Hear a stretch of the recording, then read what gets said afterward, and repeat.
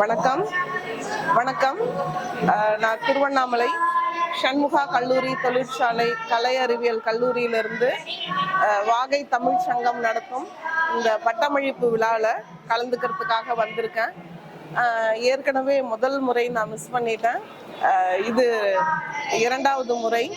போன வருஷமும் கலந்துக்கிட்டேன், இந்த வருஷமும் கலந்துக்கிட்டேன்.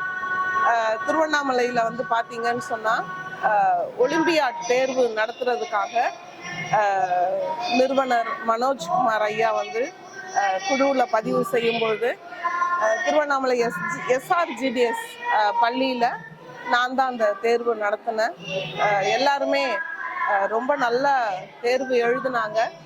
மாணவர்கள் மத்தியில் ரொம்ப ஆர்வம் இருந்தது. கேள்வி எப்படி இருக்கும், எப்படி ஆன்சர் எழுதணும் அப்படின்றது ரொம்ப ஆர்வமாக கேட்டாங்க.